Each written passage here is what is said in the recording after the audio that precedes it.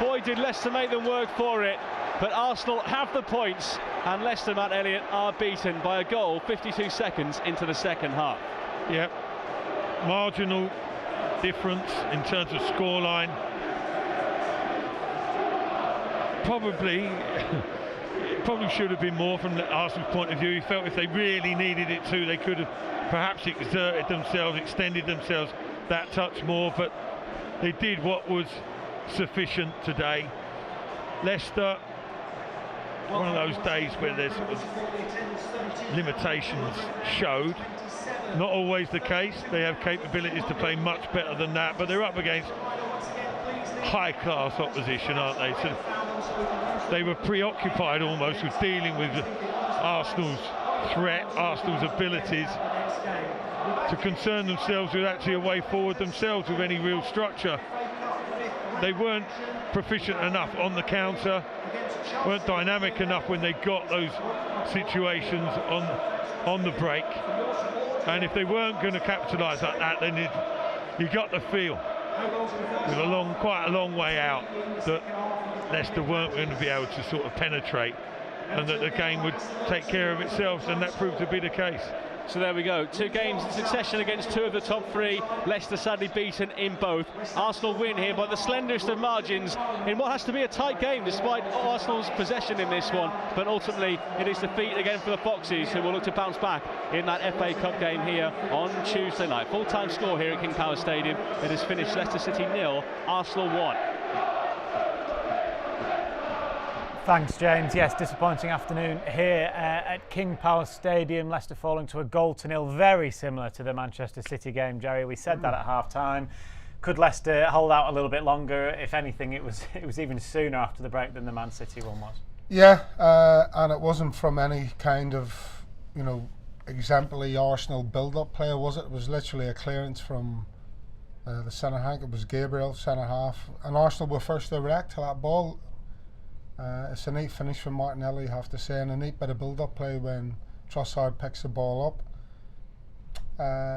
And I suppose as much endeavour that Leicester showed, and willingness and hard work, I have to say that every second ball and every pre-reaction was caused by Arsenal, and I think that was the difference in Arsenal getting 3 points. It wasn't about the quality of football, it wasn't about the quality in the final third.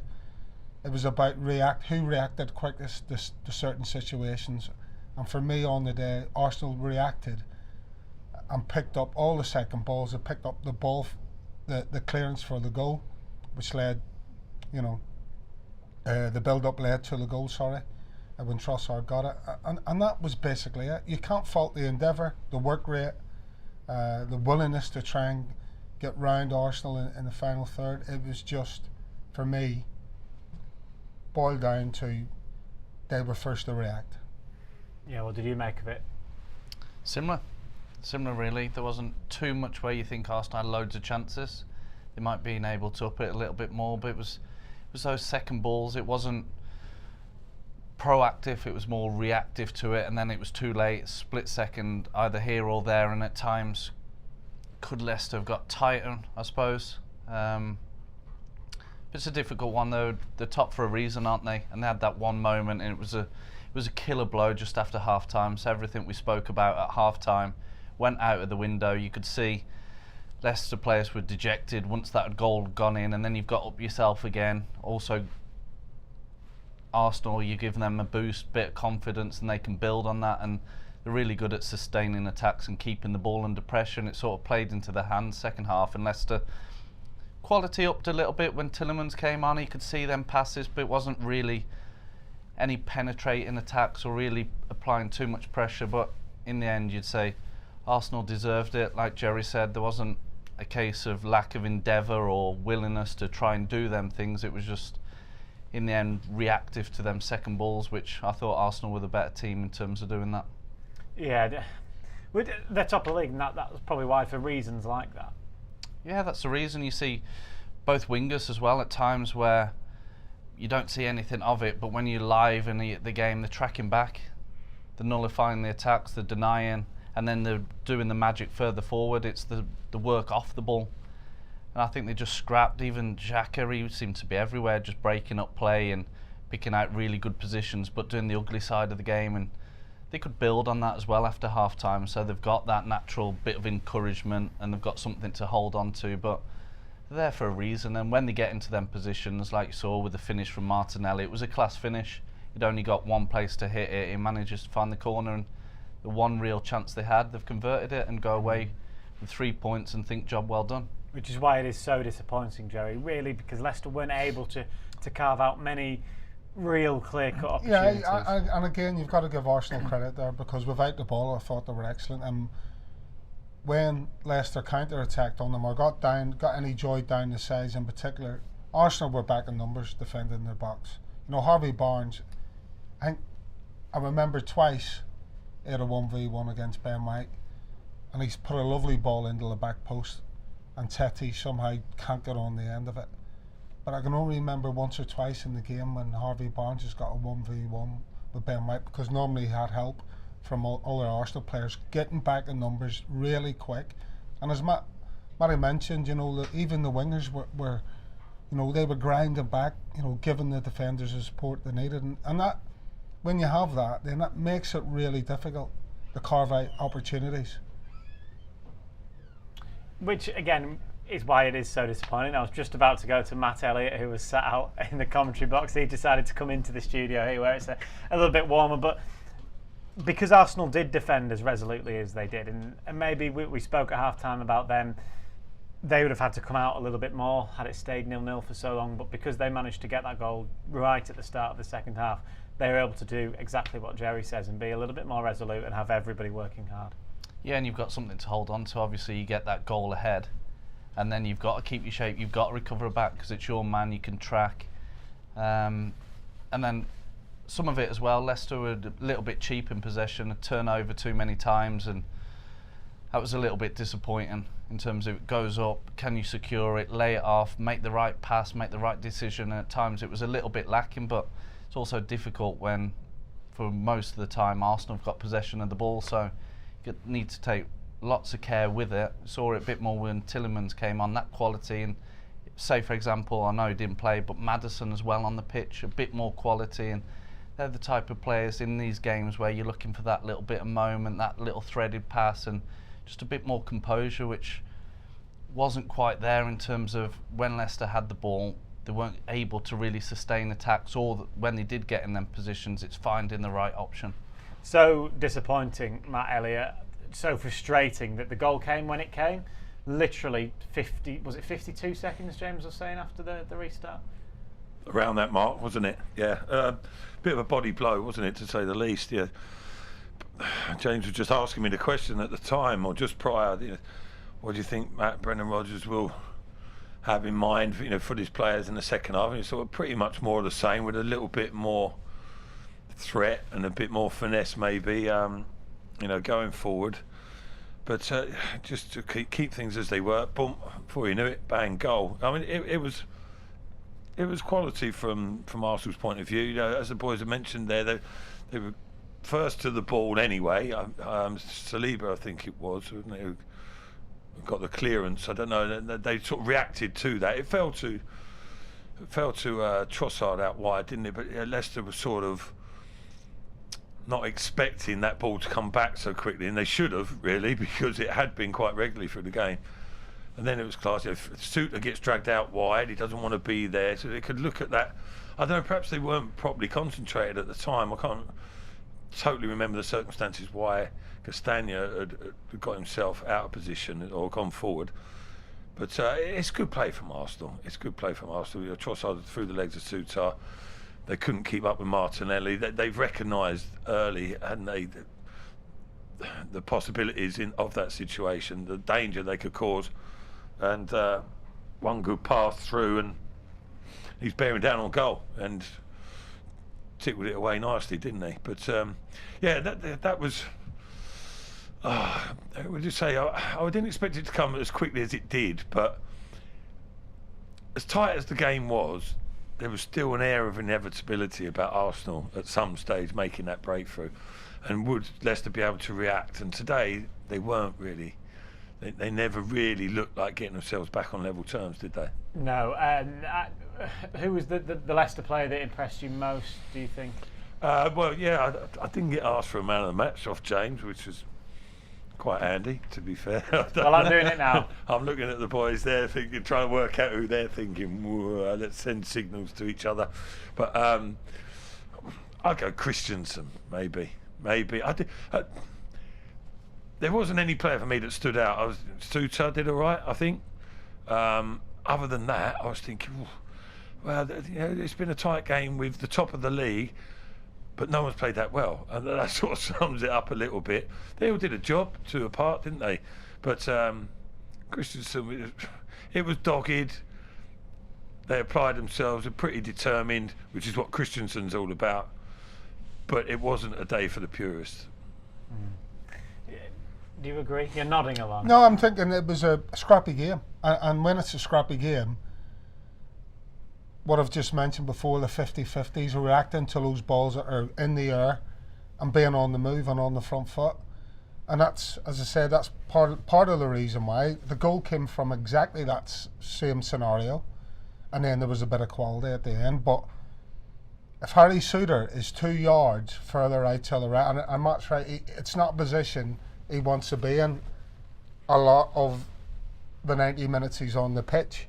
But unfortunately, there is times when you do find yourself out there, and if he's a couple of yards further to the right, then he goes and heads that ball out for a throw-in and makes it's a fight ball. And the second half, Like that. yeah, just little details, but he's got nothing to lose by being 2 yards further out. If you look at the gap before that ball is played between Harry Suter and Trossard, it's a good 7-8 yards, which in my opinion is too much anyway, when the only place that Trossard can go is down the line, and next to the line is the byline.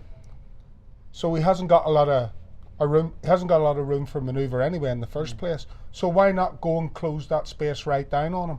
Because the only ball that he can be fed is a ball coming down the line. Give yourself an opportunity to go and win it, and also give yourself an opportunity not to get beaten by his trickery. And in the end, because he's caught in between a rock and a hard place, Trossard's able to get the ball down, get turned, and play that ball. Now, like Matt says, these are little nuances I'm picking out here, but that was the difference between winning and losing a game of football today, and so I have to pick up on them. It's as simple as that. And not only that, it was all the other balls that were being cleared, and there was Leicester players in the vicinity, and they're all watching the ball flying through the air. All the Arsenal players were all on the front foot, getting to it first. And that was the tale of the second half because the game was so scrappy. It's a good finish in the end from Martinelli. Yeah, it's a really good finish. Carries on his run from the halfway line and just loses Castagna, just drives into the box from it. But every goal can be avoided. The initial play, it goes long and then back, and then Castagna's done a loose pass. It's sort of a toe end, and then sort of out of shape. And then, as Jerry mentioned, yes, Harry Suter could be further across and get tighter to prevent Trossard playing that ball, and then the recovery run. But also at the same time, you could say Fast could come over to maybe cover a little bit more and leave the one furthest, Saka, further to the far side, because you could get to, possibly, but you could analyse every single goal. There's always mistakes leading to a goal, but you look at it and think there wasn't too much Arsenal had to do for it, really. To just pull players out of position and then drive through, and here's a good finish. I'll go back to the start then. When Tete closes the ball down, as a defender, you've got to look and go, what's he going to do? What's the defender going to do now? The only option he's got is by clearing it up the line. If I'm a defender and I'm coming up against Trossard, I don't want him getting the ball down and getting at me. So I'm thinking to myself, how can I stop him getting the ball down and getting at me? I'll tell you how to do it. I'll go and absolutely smash that ball out of play and take him with me. That is my best option of getting around that scenario. Is there anything that you can look at the fact that it was the first minute of the second half? Maybe had concentration gone slightly? Is that too easy? The lads will tell you. There's no excuse. The lads will tell you. It's the last thing a manager says to you before you go out on the pitch. Every single game, every single half time. Start the game sharp. Start the game well. there's no excuses. I'm sorry. You can use that as an excuse on a Sunday morning, maybe, but I mean, managers and players talk about learning from games and results and incidents. As long as we take the positives and learn from it, do you know what I mean? You learn that rule from a very young age, don't you? Yeah, start the game well, start the second half. Mine's on it, boys. Second half is always, every manager would say, or the lads might come in themselves and say, job half done, boys. No, it isn't at half time. You've got more than another half in the second half because it's that much harder. You're not halfway through your work, I don't think. People get tired physically, or they get bored, or they get a little bit loose of like not being as disciplined. They think, well, hang on, I've done this for an hour. I want to try something else. I want to try and look good. When that's not for the benefit of the team, or their mind goes elsewhere. 101 reasons why people don't do what they have been told to do or trained to do all week. But that's part and parcel of being a top player. The more disciplined you are, the further you go individually, but also collectively as well. But little bits and pieces like that, you get exposed as well. When you do drop off, or a lapse of concentration, or you're not quite on it like you totally should be, just for that few moments gets exposed against the better teams as well. So that's the Premier League games done, Matt, in February. So Aston Villa away, Tottenham at home, obviously Manchester United away, Arsenal at home. 6 points is the return from that. Yeah, reasonable, isn't it? I think with the run that was coming on prior to that, since the World Cup, people feared a lot worse, didn't they? Villa was going to be... I think most fans would have taken 6 points, basically. Yeah, I think without a doubt. Yeah, I think, you always want more, don't you? But yeah, I think they would have been relatively pleased and sort of come through it largely unscathed as such, isn't it? You'd say, right, that'll do, okay, yeah. 1-2, lost 2, whatever, whichever way that went, because people feared the worst. With the run that they'd had, Villa was going to be a really difficult game, and it was a battle, and Leicester had to dig deep, but they showed their capabilities there, didn't they? Tottenham best result and performance of the season, isn't it? Sort of came a little bit out of nowhere, especially after the Tottenham Man City result before. But then a little bit back to reality. That's how it is for Leicester currently, over the last year or two, really. It's a year and a half. It's a little bit stop-start, isn't it? They haven't really got into their stride, but that's what they're aiming to sort of re-achieve, isn't it? The levels of not so long ago, really, and sustaining them, really. It's always the target, but it's a little way off at the moment. Yeah, so the 2 games that they have lost in February have come up against the teams that are probably going to come, well, in 2 of the top 3 positions in Manchester United and Arsenal, of course. So it can't be too disheartened, I guess, with what's happened in the last couple of weeks compared to, of course, what had happened just before that.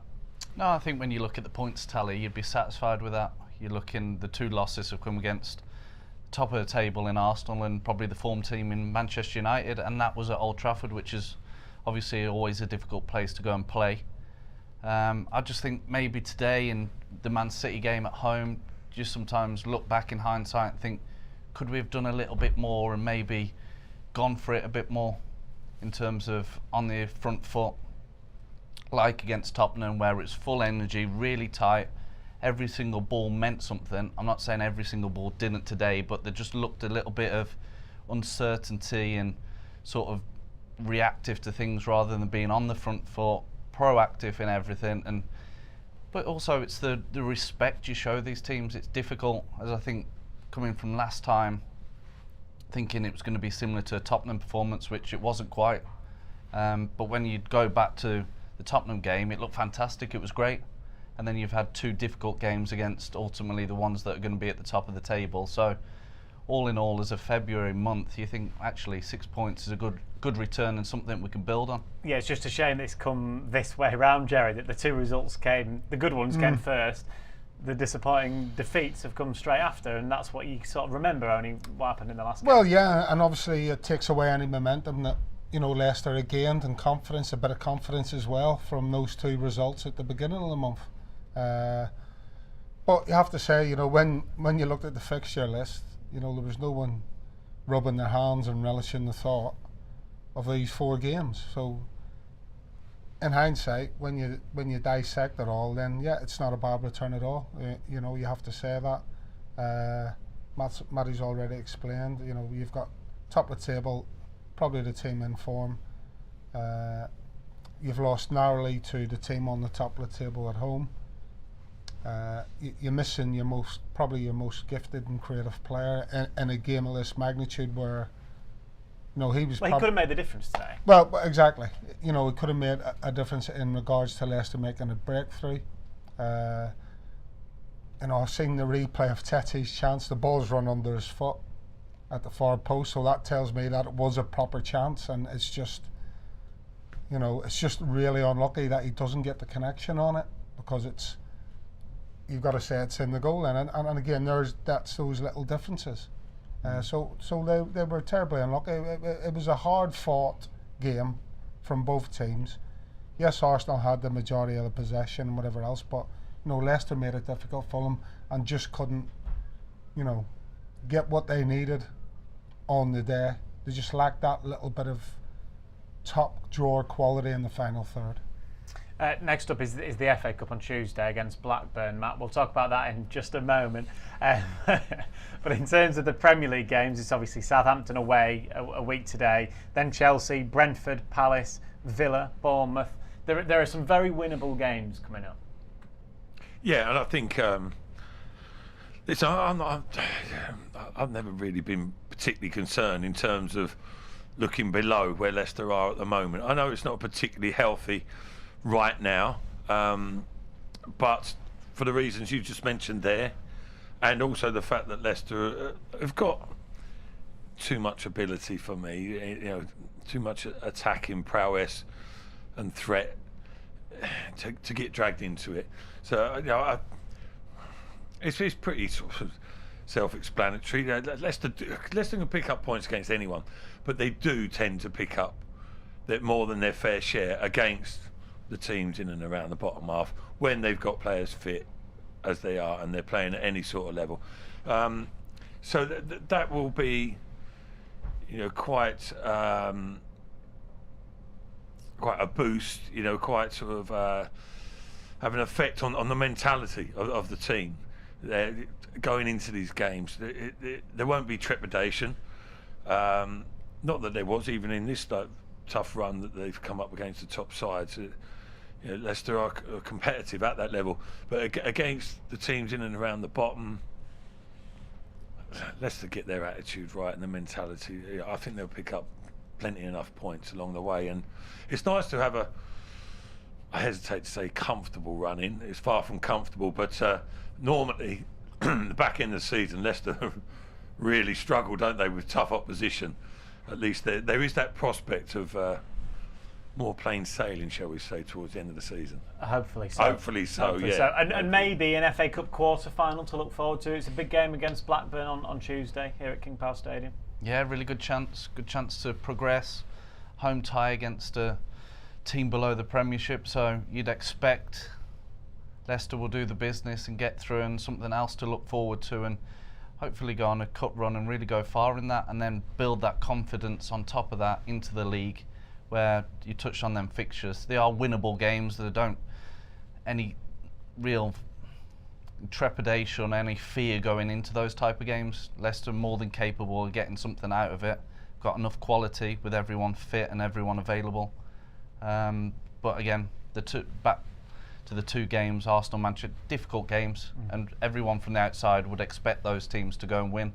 So as much as it isn't a free game, it is one you can sort of put behind you and then look forward and hopefully get a win in the cup in midweek, and then build on it going into what's going to be a really difficult game against Southampton, who are desperate for the points. So, but Leicester can go there and certainly cause problems and come away with a victory. There's no fear in that one. You're going to be with us again on Tuesday, Jerry, on co-commentary duty for the one against Blackburn. Are you looking forward to that? As we've said, it's an opportunity to get into a quarter final. I think the game comes at a good time. Yeah. I really do. I think it's good in between this game and the game against Southampton next weekend, that they've got this cup game. Albeit, in my opinion, I don't see it as an easy tie. Blackburn are going well in the Championship. I think they're 4th in the league, or they were before the game's kicked off today. So it'll be a difficult tie, but it's a home tie, and it's it's an opportunity to rebuild some confidence, rebuild some momentum, and obviously get themselves through to the latter stages of the FA Cup. And you never know when you get to those stages. Absolutely, as we've seen. Yeah, everybody's got a chance. When you get to those stages, you've got to. It's always about getting through till the next round. It's as simple as that. We've got plenty more to come here on LCFC TV over the coming days. I've got Matt behind the camera pulling faces at me. Not easy. What is up with him? On Monday evening, Jerry is with us again for extra time. We'll be assessing this game with Arsenal. That's from 6 p.m, so do join us for that. We've got plenty. We'll also do other stuff as well as talking about the Arsenal game. Then we've got that game on Tuesday against Blackburn in the FA Cup. It's I believe it's 7:30 kickoff, so you can join us from 6:30 on Tuesday evening. And you can listen to Matt Elliott and Jerry Taggart in conversation with Steve Guppy. That's if you've not had enough of Matt's antics today, which I certainly have, which is a good job that we've come towards the end of Matchday Live here on LCFC TV. Thank you very much to Matty Fright, to Jerry, and to Matt for their company today. We'll be back again, as we've said, on Tuesday for that FA Cup game with Blackburn. Cheers for watching. Goodbye.